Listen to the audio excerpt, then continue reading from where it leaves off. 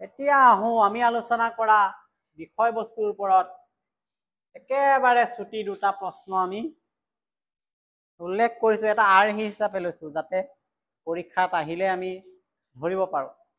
আলীবৰ্দী খাঁৰ মৃত্যুৰ পিছত বংগৰ নবাব কোন হৈছিলে?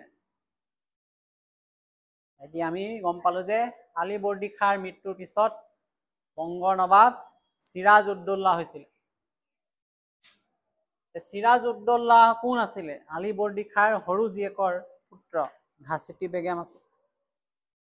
তাৰ কেইবাজনীও ছোৱালী আছিলে, ডাঙৰ জীয়েক, মাজু জীয়েক, কিন্তু আলীবৰ্দী খাঁই সৰু জীয়েকৰ পুত্ৰক মনোনীত কৰি থৈছিলে নবাব হিচাপে। যিহেতু তেওঁৰ পুত্ৰ নাছিলে, এইটো নাতিয়েক হয়, গতিকে সৰু জীয়েকৰ নাতিয়েক চিৰাজউদ্দৌলাক নবাব ঘোষণা কৰাক লৈ বাকী দুজনী জীয়েকে বিৰোধিতা কৰিছিলে। গতিকে সিহঁতৰো পুত্ৰ আছিলে, তেওঁলোকেও পৰৱৰ্তী সময়ত দাবী কৰিছিলে যে আমাকো লাগিব বংগৰ নবাব সিংহাসন।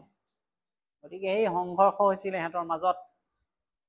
তাৰ ফলত আমি পিছত পৰৱৰ্তী সময়ত দেখা পালোঁ কেনেকৈ ইংৰাজ আৰু ফৰাচীসকলে ইয়াৰ সুবিধা লৈ ভাৰতত তেওঁলোকৰ স্থিতি মজবুত কৰিলে। পলাচী যুদ্ধৰ নিচিনা যুদ্ধ হৈছিলে, বক্সাৰ যুদ্ধৰ নিচিনা যুদ্ধ হৈছিলে, এলাহাবাদ সন্ধিৰ নিচিনা চুক্তি কৰিব লগা হৈছিলে। দ্বিতীয় পলাচী যুদ্ধত নবাবৰ পক্ষৰ দুজন সাহসী সেনাপতিৰ নাম। এক নম্বৰ মীৰ মদন, 2 নম্বৰ মোহনলাল। পৰীক্ষাত কেতিয়াবা আহিব পাৰে। পলাচী যুদ্ধ যেতিয়া হৈছিলে ৰবাৰ্ট ক্লাইভ ব্ৰিটিছৰ আছিলে এটা পক্ষত, এফালে বংগৰ নবাব চিৰাজউদ্দৌলা আছিলে। তেওঁ দুজন সেনাপতি আছিলে, মীৰ মদন আৰু মোহনলাল। এতিয়া এই বক্সাৰ যুদ্ধত ব্ৰিটিছৰ বিৰুদ্ধে কোন তিনিজন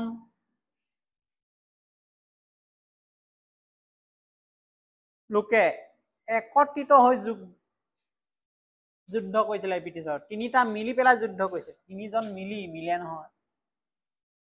বক্সাৰ যুদ্ধত তিনিটা পক্ষ কোন কোন আছিলে? মীৰ কাছিম আছিলে, চুজাউদ্দৌলা আছিলে আৰু দ্বিতীয় শ্বাহ আলম। অযোধ্যাৰ নবাব আছিলে